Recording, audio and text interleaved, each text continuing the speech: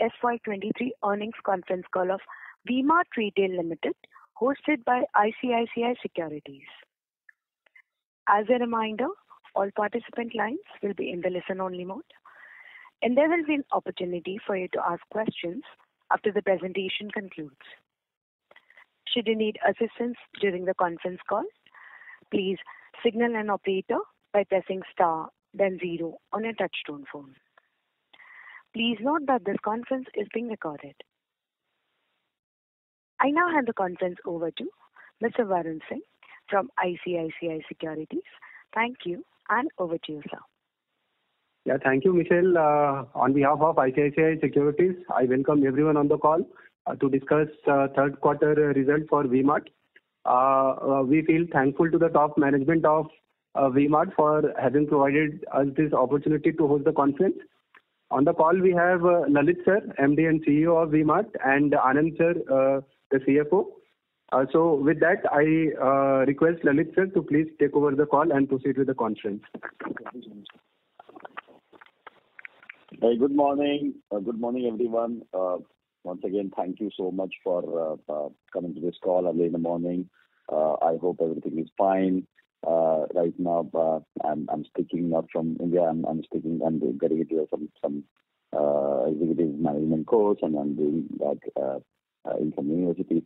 But anyway, good. I think this is a good times are being seen. Sunshine is coming back. We are now able to see inflation coming down. We are able to see consumer confidence inching back once again to the positive side. We are able to see the mass consumer also somewhere coming out of that shell a little bit. Still there are concerns. Still there are areas where this mass consumer is still worried about. Still the whole confidence level or the confidence index is still lower. The jobs have started coming back. People who have migrated are once again back to their cities and towns where they originally used to work.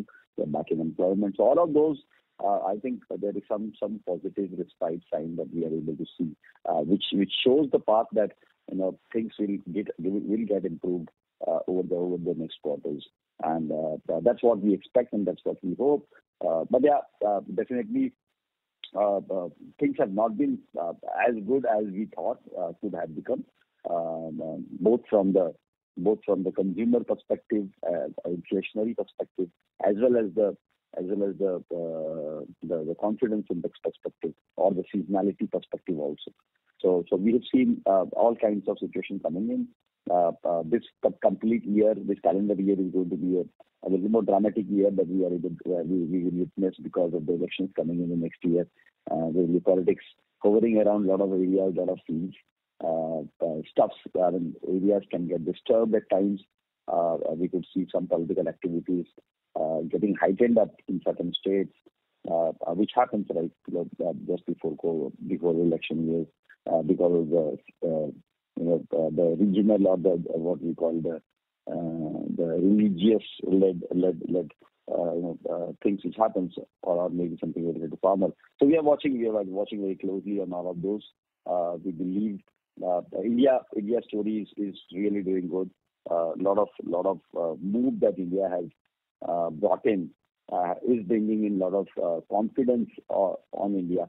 And Indians, the Indian industry, Indian consumers, we are able to see their tonality getting changed. So I think all of those looks good from the future perspective, from the long-term perspective, and definitely at this moment in the short-term perspective, we are seeing some still. If you compare with pre-COVID, we're still seeing some kind of low-sidedness on the actual recoveries or the growth over those recoveries. But yeah, we are waiting for all of those. But now I think most of the industry in retail, most of the people in retail even their upswing on numbers has now almost getting flattened. The rush at malls and rush at those brand stores, I think somewhere that is also got toned down a little bit, but still we are seeing a good good swing still there in the tier ones and the metros. We are still seeing the tier ones and metro consumers consuming still better than the tier 2, tier 3s. On the competition side, I think most of the competitors have been positive on store openings, have been very aggressive on their schemes and promotions in the market. So the market has been quite charged up, I would say, and we are able to see a lot of new good things. We are able to see some special schemes in the market. So the activity is on, which is making things interesting, both from the value retail perspective as well as the branded retail perspective.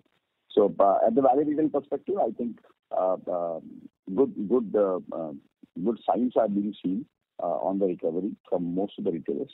Both, I mean, people have tried multiple things. Certain retailers have tried bringing down the prices to attract customers. But yeah, I think people who have been able to focus on processes, who have been able to focus on the customer pain, are able to really get the benefit more out of it. At V-Mart, we definitely continue with our thought process on our endeavor on integrating all the two businesses that we have got into. We are really very bullish about the LimeRoad business. Still, only in the last quarter we got maybe somewhere around 50 days of our operations, and within that, we are still on the integration mode. There are a lot of change management that is coming up in terms of the main change that has happened with the company, and so a lot of those teething issues are still on. Still, there are areas or there are partners where those agreements, main change agreements, are still to happen. So like Facebook and Google and then the AWSs. So there are those issues which are still continuing. But we are the biggest positive news that we would see is the team is very intact. They are really motivated, charged up. Business and the business confidence index has improved. The confidence index amongst the vendors has improved. We are able to see good attraction, and once again, lot of vendors who are on the marketplace, they're coming back on those marketplaces. The lost vendors are also coming back. We are able to see a lot of new development happening on the technology. Definitely still lot of work to be done. Still nothing. We haven't focused highly on the footfall creations and all of those. We still want to work on those. We are trying to stabilize all those stuff. But integration between the V-Mart technology and the LimeRoad technology, the work is on. Some part of that has been completed. We have started doing pilot on the omni-channel pieces as well.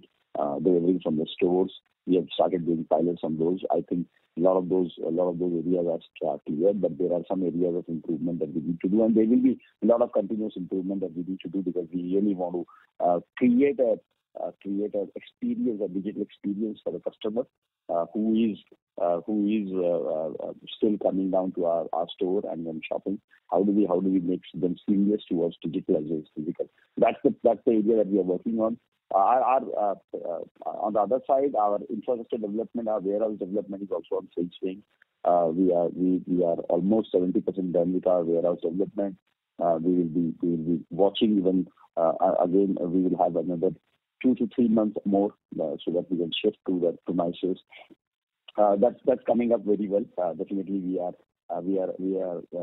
invested a little heavy on those, and then we have done it for looking at the next 5 to 7 years of view, and then that should really give us a real capability, but a betterment and addition in terms of speeding up the turnaround time from the warehouse to the stores and the logistics facilities. So all of those are really happening good. Digitalization, even at V-Mart, a lot of analytics based reporting, work on those the work with the consultant that was going on is happening really very well. The team is getting realigned at the supply side, at the merchandising, design, sourcing. All of those new developments have now started coming on place, and then we are able to see some, initial hiccups and whenever there are regrouping and there are hierarchization or organization structure getting changed, the new departments getting created. There are those issues which starts happening. We will but have to bear with all of those. We will have those issues coming in from the new team. But yeah, I think the best part is the plan that we had. We are coming out on the same plan. We have started implementing most of the areas, like right from the sourcing of fabrics directly from the mill, nominating them to the vendors, and then designing most of the designs internally by a design team. So great collections are being expected in this spring summer period. We are really working on this time real low prices product where we are trying to provide quality to the customer which is never seen on. So we have done a lot of work on those the mass customer segment which got lost somewhere in the initial part of the year, which we try to regain back both in this last quarter as well as in the future quarters. We are trying to bring them back into the main trail. So by lowering our ASPs, by really focusing very highly on those consumers who have really got impacted because of inflation and the inflationary pressure. So we have really done that, and you can watch that very nicely. Even our ASPs in this quarter was also almost flat. So all of this, I think, is working positive, and the margins will definitely be at a little pressure that we will see, because we really want to first of all provide that real value to our customer and work on that. Our southern India integration, I think, is happening good. A lot of better developments are happening. Last quarter we saw a growth over the previous year. But yeah, still I'm still clearly not too satisfied with the kind of work that we can do versus what we are doing. Still that understanding that we developed in the southern India market, we need to polish that up. We are working on all of those. That market is definitely demanding, and we will definitely upgrade and upkeep our quality of inventory, our patterns, our fits, our sizes, and all of those are definitely going to, all of those additions into the company is definitely going to overall upgrade the merchandise quality of our product offerings as we do. So I think a lot of these are happening. Customer loyalty is another area that we are focusing very heavily on. How do we create or how do we have a extra frequency of customers who comes in? We are seeing some positive responses coming in out from all of those efforts that we have taken up. Digital advertisement has been quite actively ingrained in our team, and we are focusing very highly on those. We are able to see some youngsters walking back. We are able to see a lot of youngsters now coming into our stores because the colleges have opened up.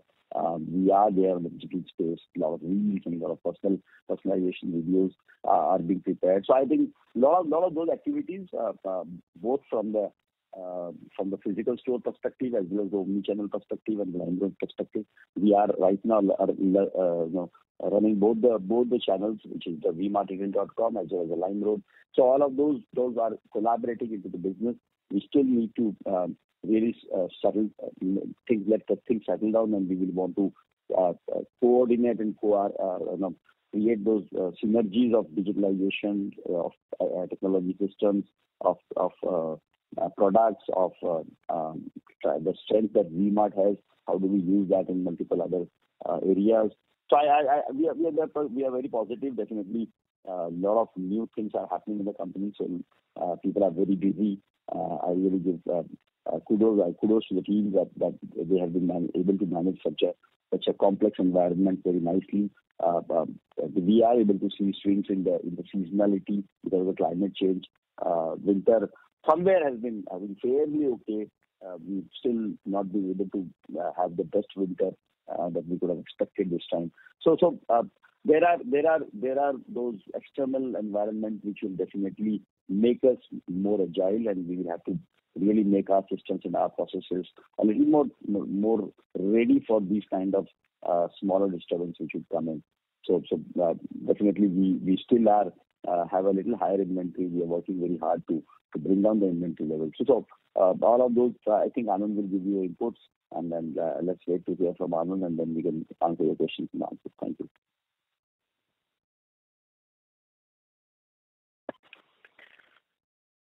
Thank you, Lalit, and good morning, everybody. Let me take you through some of the key highlights from the quarter, and then we can open the session for questions.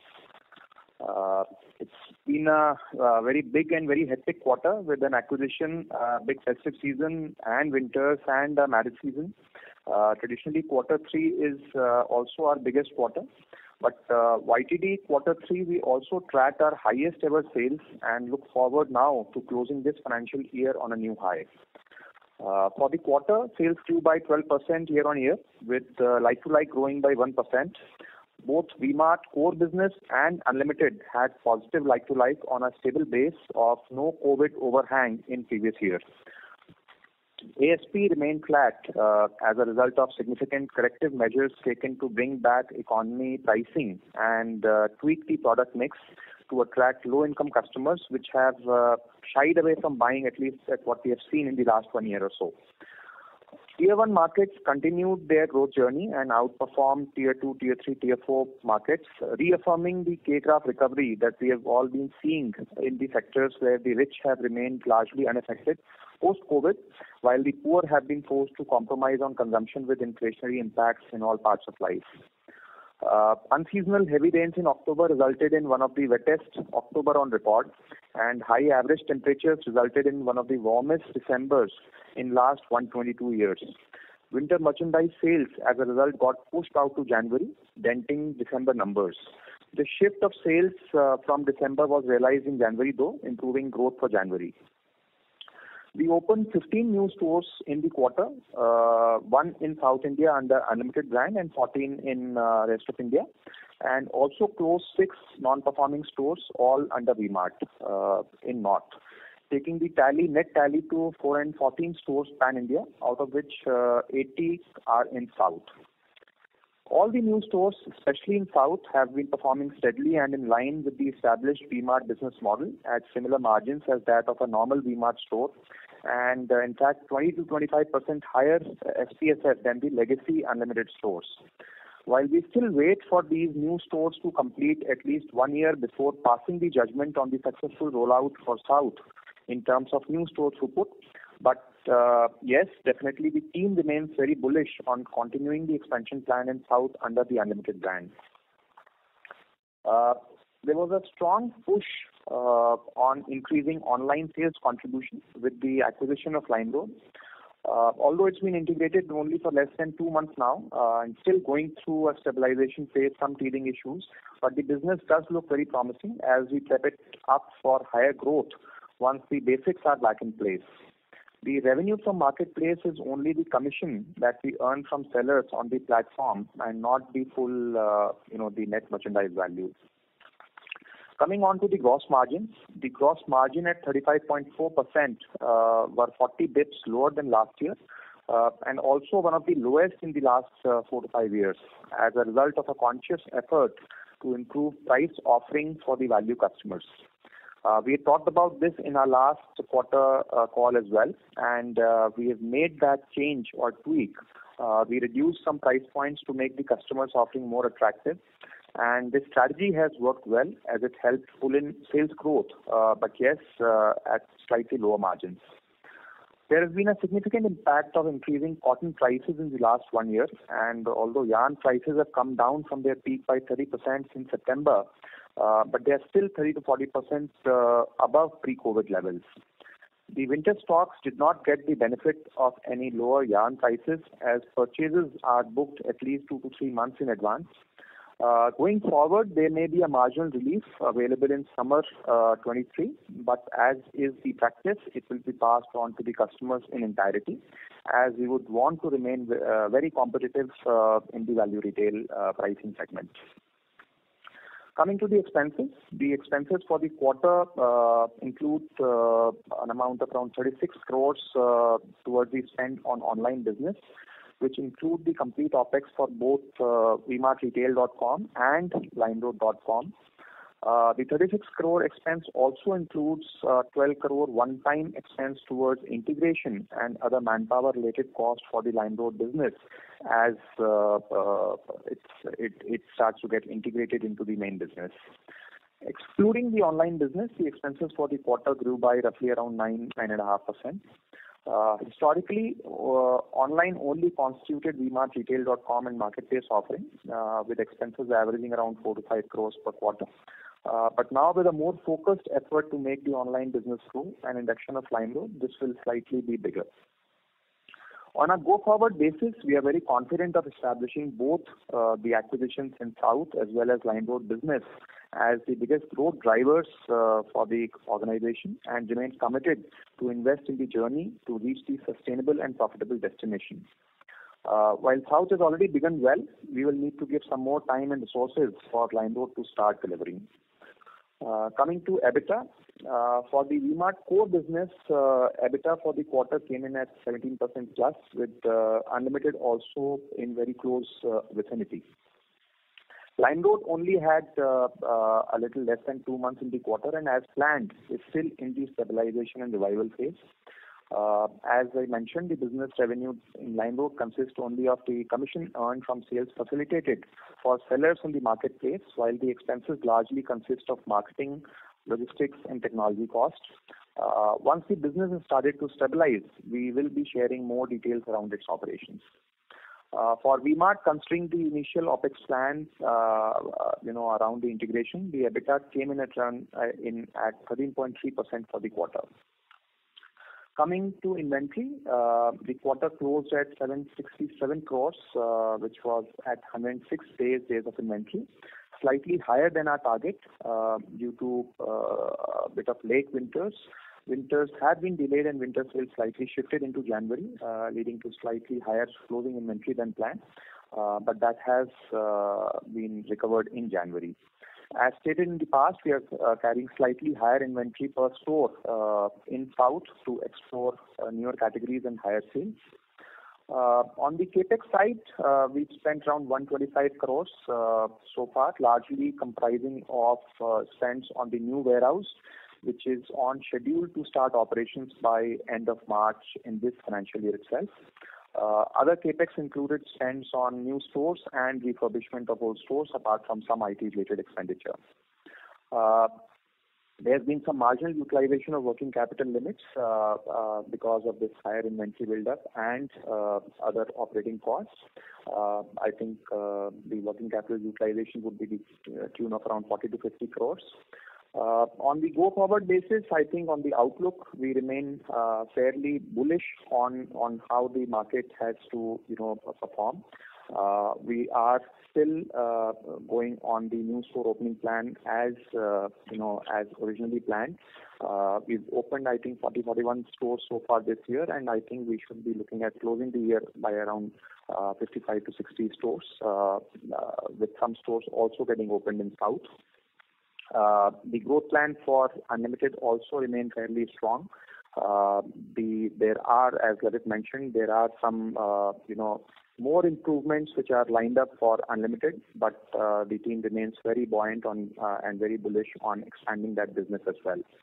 So that's all from my side, and I'll request the moderator now to open the house for questions. Thank you. Thank you very much, sir. We will now begin the question and answer session. Anyone who wishes to ask a question may press star and one on their touchtone phone. If you wish to remove yourself from the question queue, you may press star and two.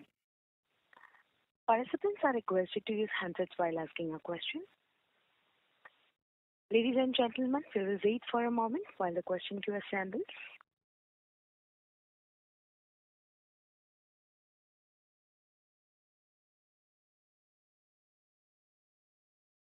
Ladies and gentlemen, in order to ensure that the management will be able to answer questions from all participants in the conference, please limit your questions to 2 per participant. Should you have a follow-up question, please rejoin the queue. Thank you. We have the first question from the line of Nihal Mahesh Jham from Nuvama Wealth Management. Please go ahead. Yes, good morning to the management. So the first question was on the unlimited part. You mentioned about the sales per square feet being 20-25% higher. So just to clarify, this is for a like-to-like store or the like-to-like stores that are in existence and versus the pre-COVID number. That's the right understanding. So, Nihal, the 20-25% higher is only for the new stores. The point that I was trying to make was that the new stores that we have opened in South are performing very well in line with the original V-Mart format, which is to open stores in Tier 2, Tier 3 towns. 8,000 square feet with low, rentals, low OPEX, and thereby delivering higher throughput. So the sales per square feet in South is very comparable to a new store opening in North, and that gives us the hope and promise that we can expand more there. And possible to share for the legacy stores, what is the kind of performance versus before the acquisition? So it is lower than main V-Mart business, but it should be at around 500-520 rupees per square feet there. That is helpful. So the second question was, you alluded to the margin for the core V-Mart business being around 17%. I am assuming that when you're looking at the business, the 36 crores is something you're counting separately, you're not aggregating to any of the businesses, right? Yeah, that's correct. Yeah. And just a related question was, if you could share the LimeRoad GMV for this quarter, if it's possible, the run rate, I mean, not for the quarter, and what is the kind of EBITDA impact, while you highlighted the 15-20% number earlier, if there is any update to the same after you've integrated and looked at the business in more detail. So, Nihal, on the operational aspects of LimeRoad, we will start sharing some more color around that once that business is stabilized. We are still ourselves in a learning mode and trying to understand how this business shapes up. It will be slightly premature to start sharing current data because it is still getting stabilized. On the EBITDA percentage share for the spend or in the investment that we will do on the digital side, including LimeRoad, we still remain similar as around 20% of the EBITDA that we had stated in the past. That is helpful. I'll come back in the queue for further questions. Thank you so much. Thank you. The next question is from the line of Pankaj Tibrewal from Kotak Mutual Fund. Please go ahead. Yeah, good morning, Lalitji, and good morning, Anand. Am I audible? Yes, please proceed. Yes. So my question is that, in the last 1.5 years, we have taken few capital allocation calls. One is Unlimited, LimeRoad, and the distribution warehouses. Something which we wanted to get more clarity was on the return on capital. We have seen us, V-Mart very closely watching the return on capital for a very long period of time in the history. And that separated us from the rest of the retailers. But over the last couple of years, that number has been diluted meaningfully. Can you give us some sense on the roadmap for that recovery to happen? And when you look back on all the capital allocation decisions, how do you, make sure that most of them were in core with what V-Mart used to operate at? And when do we go back to that 15-16%, which used to be our forte for a very, very long period of time? So that's more one question on the strategic, which will, over a period of time, determine our shareholders' return. Thank you. Yeah, Pankaj, thank you so much for asking this question.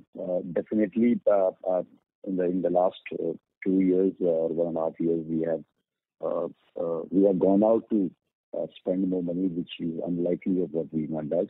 But because we are able to see a lot of future capabilities and a lot of abilities in the market and potential in the market, as you all understand the kind of risks that we are taking in terms of 2 acquisitions and allocating capital on those.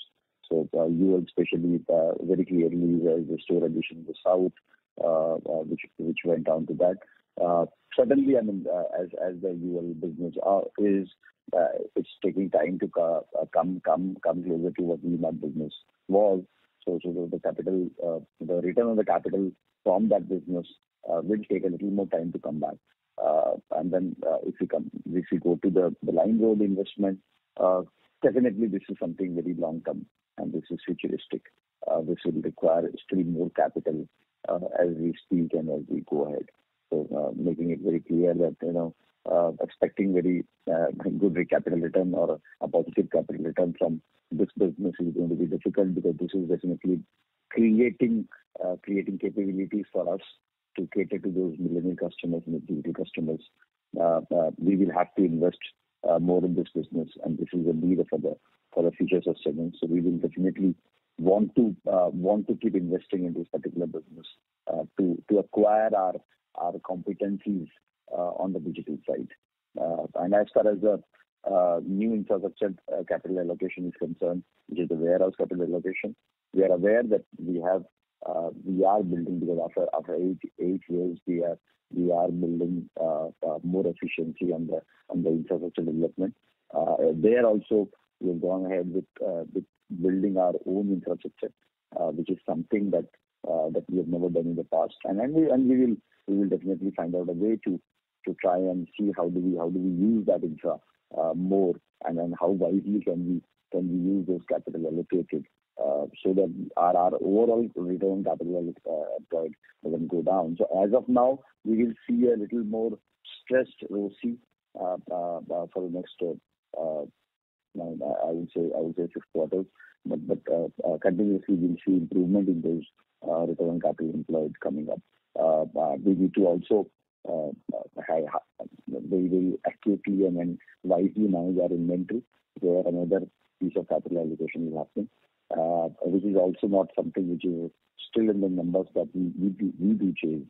So we will need to we are working, and the markets are also coming back, and things will come up positively, and most of our bets that we have taken for our future growth should bring in more results, and should bring us wider scope of market, both from the physical as well as digital perspective.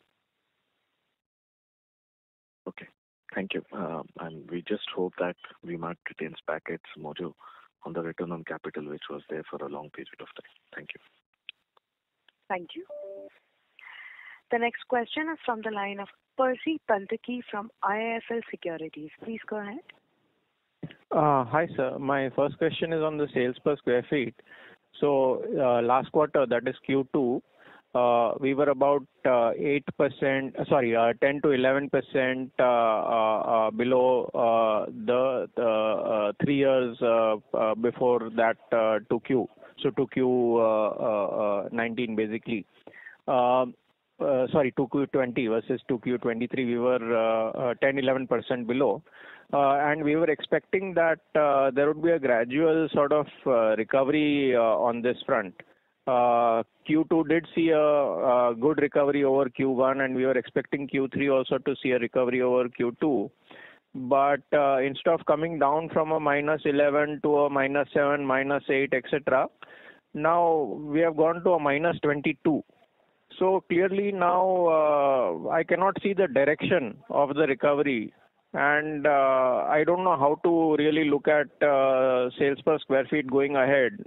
Now, given that we are in a completely normal situation, COVID has been passed since almost a year or so. I understand there is some demand weakness, but barring that, we are in completely normal situation, and we are still 22% below pre-COVID. And no company is lagging in such a huge way. So can you give some idea on how do we look at sales per square feet going ahead? I think, Percy, I think it will be nice for you to have a separate call with Anand to understand, because we have also opened up a lot of new stores which has just added the square feet, but has not given us the complete area. Number one. Number two, the sales per square feet of the southern business, the unlimited business, still at a lower level. So you will, whenever you see that comparison, you will see it different. Number three, the Q3 this time as we have seen one festival shifting from October to September. So some numbers went into the last quarter, some numbers are coming up in this quarter. There is some shift that we will see. So you should see a YTD SPSF recovery. So yeah, I mean definitely we have also experimented on certain big size stores in the eastern part of the country. That also, I mean, that's definitely not bringing on the sales per square feet, but it is constant. So some of these areas, I think definitely the line road addition, the unlimited addition itself will put a pressure on that sales per square feet number that you see from this perspective. Otherwise, I think we will be able to see the like-to-like sales is flat from the last year, but still from the pre-COVID levels, if you are still comparing, there is a pressure which is still there from the pre-COVID numbers, and which we hope to see positive side. And if you are comparing with those bigger metros and tier ones kind of store mix sales per square feet, definitely the percentage growth there versus the percentage growth in our company, you'll be still seeing some pressure there. So things are coming up into the positive direction. We should be able to see them getting normalized even in the next quarter. Yeah, so exactly, sir. The last line is what I wanted to focus on, the direction. So when you're saying things are going in the positive direction, the numbers are actually telling a different story, and things are actually going in the opposite direction. Instead of a minus 11 point to 0.3 year kind of growth that we saw in 2Q, we are today at a minus 22. I can understand if the pace of the recovery is slow. I can understand that small towns are there. They are under pressure. UPBR is under more pressure than the rest of the country. I understand all that. But why is the direction actually reversing? That is my question. No, Percy, as I said, there's a seasonal shift also. Please don't compare quarter on quarter. Durga Puja this time, the whole festival of Durga Puja Navratra was in September. So most of the convention shifted into September. That is why those averages you will be able to see little lesser there and little higher here, little more steep here. So please try to see both the quarters combined. It will be good, because quarter on quarter, at times these quarters are very typical quarter, delicate quarter, where even a slight 5 days calendar shift from the this particular festival from this month to this month makes it difficult for you to understand. So it is just a calculation, understanding issue, not an actual low performance. Understood. Secondly, if you can give some idea in terms of the differential between the unlimited and the organic business in terms of sales per square feet. I believe 1 or 2 quarters back you had mentioned that at the time of acquisition the differential was 20% and then it came down to 15%. What does it stand at currently? So Percy, Anand this side. I think that number still remains very similar. While both the markets have been growing and both the markets have seen positive like-to-like, but the differential in the sales per square feet still is at around 15-20%. There are, the silver lining, although, is that the new stores that we are opening in South are delivering much higher sales per square feet than the legacy unlimited stores, and that is a very good positive sign. Okay. And lastly, going ahead, if you can give some idea on what internal targets you have for FY24 in terms of EBITDA margins and in terms of sales per square feet. So, Percy, it will be difficult to share. All I can say is there are 2 statements that we have said in the past. One is the total growth should be in line with our historical 7, 8, 10 years CAGR, which is around 20%. EBITDA, traditionally, whatever we have been, I think there's around 15-20% investment that we will do on the online business. So we'll have to work around those 2 statements. Okay. That's it from me. Thank you. Thank you. The next question is from the line of Shirish Pardeshi from Centrum Broking. Please go ahead. Yeah, hi, good morning, Lalitji and Anandji. Thanks for the opportunity. If I look back 9 months, we started year with a lot of hopes, COVID settled down, and then somewhere in the June, July, we realized that the prices needs to be dropped because there is a slowdown in rural economy. And then come October, we had floods and situation, and now we had delayed winter. Two data points what you have shared, that our footfall growth is 13% up, while the conversion rate has fallen to 55%. Maybe I'm looking at this number for a little longer time, and that's why I'm a bit surprised or rather worried. That is there more thing to do with the escalation in the competition profile, or generally there is a structural shift that the mass consumption is still not picking up, and we will face this pain another 2 or 3 quarters? So your comments on this? Yeah, you're right, Shirish. Definitely there is a pressure which continues, and we are putting our efforts, and we are also not trying to work too much on the shorter term approach by giving a lot of incentive to the customer by calling them and converting them at a very, very low incentives. So we are trying to build that standard because we don't want to walk the competitor path. So there may be, and what we are seeing is a reduction in the conversion rate. What we are seeing from 2019 to now, I think, or maybe last year to now. So last year to now, I think the reduction in conversion you will see because there was a behavior, consumer behavior that we watched during those periods, and where the footfalls were very low. And people who came in used to buy, and most of the customers used to buy because of the COVID fear, if you remember. And so which I think is coming back to the normalcy, and then people have now increased their bill sizes, but the number of the conversion is at a fair level, I think, and 58% conversion is a very fair number to look at, and because of the south, in south we have seen that the conversion rate has been a little lower, but the bill sizes have been very high. So all of those, I think. That's a behavioral shift that we are watching just after COVID to now. I think from the consumer perspective, definitely things are improving, and we are seeing pressure not only in our industry but in also other industries. Still compared to pre-COVID, which I said in my opening remarks as well, which is improving day by day, and I think this consumer segment, this rural customer or this semi-urban customer that we are focusing on, we should see more respite coming in the future quarters.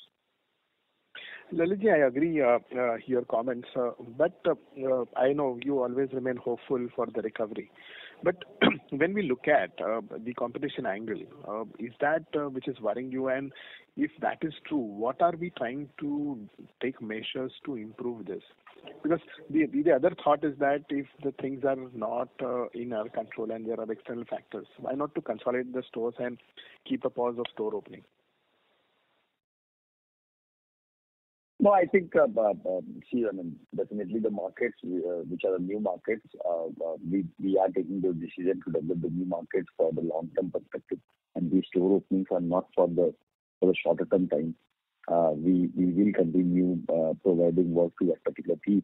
If those new stores' performance would have taken a hit, we would have thought over it. But I think it's just looking at from the previous 2 years numbers, and we are comparing those 180 stores with 200 stores from a like-to-like perspective. I think we will have to now come up and look this new scenario and then start comparing with the last year and then see how do we grow from here. Definitely, the market has densified more. We are seeing more competition. There are more outlets to visit for the consumer. There is some market share which is been occupied by them, and then which is there. But I don't see a great heightened strategic move from them in terms of the customer acquisition and in terms of the customer moving because of the fundamental offerings which is provided by the retailer. So there will be some tactical move which the retailers will do, and will try to get some consumers into their stores, which is going to happen. I think these newness effect will certainly die down over the period, and we will be able to establish our relationship with this customer, and those customers are going to come back to us. Thank you, Lalji. My second and last question to Anandji. I think some quarters back we were saying. Mr. Pardeshi, I'm sorry to interrupt, sir. There are many other participants who are waiting for their turn. I'll just spell out the question. Later on they can answer whenever they get time. So my question was to the Anandji's comment in the past that we were trying to get the inventory normalized. Obviously, understandably, this quarter we had winter which is prolonged and the inventory is around 106. So maybe in next 4 to 5 quarters, where do you would like to settle given the context that our warehouse will be operational by March end? So maybe any qualitative comment you can offer later on. Thank you, Lalitji and Anandji. Thank you. Thank you, Shirish. Let me just quickly answer that. So the long-term trajectory for inventory days will hover around 90 days that we have maintained in the past, and we will work towards that. Thank you. Thank you. The next question is from the line of Resham Jain from DSP Investment Managers. Please go ahead. Yeah, hi.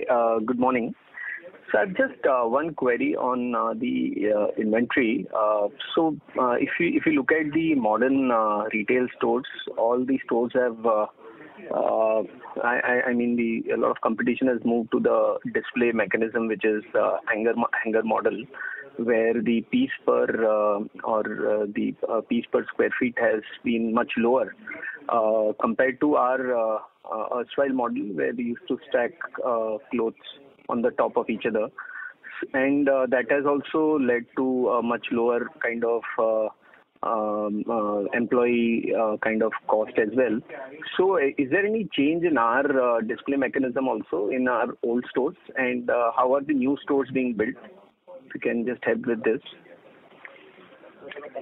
Yeah, Resham, well, definitely we are not trying to look at the competitor and trying to learn, but we definitely will learn from them as well. And there are some changes that we had already initiated, if you remember the SBU concept that we had launched. But still, the kind of customer segment that we target to, because these are masses and these are little lower segment customers compared to the competitors that we are speaking of. We believe that these customer segments still are not too organized and still are not easy to handle. So and they need a little extra variety and little higher inventory, and the kind of model that we have built that also ropes in these things. But yeah, I hear you what you're saying, and we are working on reducing the inventory per square feet, both from the display perspective as well as the inventory perspective, and giving a little more clearer display to the consumer. So a lot of work has happened in that area in trying to improve upon the density, which is what we are trying to talk about. The density of clothes per or units per square feet. That's what we are watching, and good suggestion. Thank you. We will take care of. But are new stores being built with this concept, or they are also being at the similar model which we used to have earlier? No, I mean the new store definitely, as you said, is SBU concept. It is largely on large part of that has shifted into hanger-based product lines, but still in the smaller part of India, a product which has been opened up and hanged. Not all product is being appreciated by the consumer. They feel that naya piece they do and get a new piece for us. So there is still that cultural piece or that expectation of the consumer that we have to manage in terms of certain product lines where they don't accept those opened up pieces. Okay, understood, sir. Thank you. All the best. Thank you. The next question is from the line of Mandar Pawar from Kotak Mahindra AMC. Please go ahead. Hi. Good morning, Lalitji, Anandji. So my question is on the price corrections that we have taken for our merchandise. If you can help us, give us a data point as to how much price correction that we have already taken, in percentage terms, and compared to pre-COVID levels, where this selling price will be, compared to pre-COVID. We've not really just taken a price correction. There have been a variety of measures that have been implemented. So one is improving the product availability at lower price points, which had got thinned out because of margin pressures in the past. Second is some amount of improvement in the product profile, coupled with price correction at some strategic price points. And third is more around price lagging, where we have also ensured better availability of product at strategic and key price points. So a mix of all of these is working to ensure that our ASP, if you look back versus last year, has remained flat. So it's a variety of measures, and the team is continuously working to improve on it further. Okay. With possible reduction that may happen on the yarn prices and garment prices, where do we expect our gross margins to settle at? How much do we retain? How much do we pass on to the customer? So that remains a very clear strategy for us. We've always been an honest price shop. So when the price go up, we pass on the price to the customer. When the price come down, we again pass on the benefit back to the customer. So as I had stated in my opening remarks, we are expecting some amount of marginal price relief in yarn prices, which if get affected in summer, we will pass on that back to the customer, keeping the gross margins at the similar range for the core V-Mart business at around 32-33%, and for the unlimited business at around 37-38%. Weighted average should be at around 34% in the medium to long term. Got it. And just one final question. You mentioned in your opening remark about the postponement of winter sales into Jan.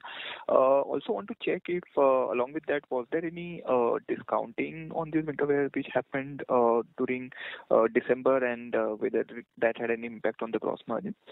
That's my final question. Not really.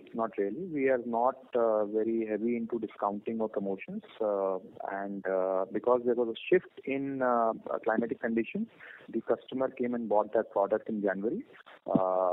If at all there is more liquidation time, it will happen subsequently. Got it. All right. Thank you very much. Thank you. The next question is from the line of Tejas Shah from Spark Capital. Please go ahead. Hi, thanks for the opportunity. Lalitji, in your opening remarks, you sounded cautiously optimistic on demand environment. So just wanted to know, because we have been having this tone for a while. So let's say if we have to see near term only, so what are you optimistic about and what are you cautious about, let's say, for coming 6 months of the calendar year 23? Optimism, I said, the business is coming back. In the consumer pulse, we are able to see some respite if we compare quarter on quarter. And we are seeing quarter on quarter there are improvements that is coming up. And that's what we are seeing. And then I'm indicating more towards, the consumer confidence index. And that's what is important to me. And how does that confidence grow up for the consumer? If the confidence comes up, the feel-good factor becomes better, then they start investing on our these discretionary, so-called discretionary product lines. And that's what drives the future sales of our consumerism in India and in Bharat. So I think we are seeing some hope that is built here. Still not exactly similar, but quarter on quarter we are seeing improvement, and inflation has come down, but still not to that level that our consumers have come out of that budgetary pressures that they had. So it is still going to take another 1 or 2 quarters, which will make it happen. And but the challenges, definitely, as I said, the challenges are also this is what we see the challenges. But the hope that our pricing that we increased, our offerings that was available, how do we have tweaked all of those. Hope that consumer will have got some benefit in this last quarter, and consumer will get future benefits also in the next quarter, so that they once again relate back and they start consuming at our stores, and that's what we feel we are optimistic about. Sure. Lalitji, if I compare our commentary post-COVID versus pre-COVID, there always used to be an element of hustling or growth mindset, irrespective of the macro environment that we used to face. Now, of late, since COVID, we are attributing most of our slowdown or challenges to macro issues only. So should we think that the bottom-up initiatives which we are doing are not responding anymore and we are at mercy of macros only, or you believe that there's a lot can be done at our level also irrespective of the macro environment to revive growth? Look, Tejas, you are absolutely right. Definitely, by speaking, we will talk about some part about the macro, but definitely we have a lot to do internally, and this is what I said, both from the inventory management perspective, the new things that we are trying to offer, the new designs that we are trying to offer, the teams that we have created, the differentiated thought process that we have brought in, the digital advising that we are trying to do. So a lot of work is happening at the companies, and we definitely internally talk and believe that, if we are pointing one finger outwards, because there are four fingers coming back to us, and there are a lot of those that we have to work, because these are not the similar environment, but when the competitive pressure was very low and the competition in the market was also very low. So there is a competition in the market. There are more stores in the market which are offering unique capabilities, unique potential, and unique schemes, who are definitely seen more with more doors in the market. So there are changes in the market. There is a higher opportunity for the consumer to visit, both from the online as well as the offline perspective. So there is even a small shift in that will definitely affect us, could affect us. And when there are growth concerns at the macro level, that is where those a smaller pinch, it's all about the 5% or 7% or 10% up down is what brings in benefit and what takes away benefit. Sure. And Lalit, the last one on this. So as an outsider, if I have to, let's say, evaluate after a year on that all these initiatives that you spoke about are working, it will reflect in which all top three parameters? Will it be inventory at store level or sales per square feet or SSG? How should I actually monitor as an outsider that the initiatives that you spoke about are actually delivering results or not?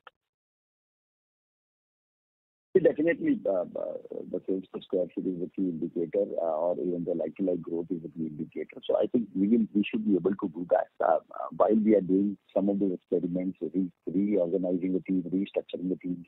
There may be some pressure that we will see on the inventory side a little bit, which could prevail. But we our endeavor is to try and manage these pieces also.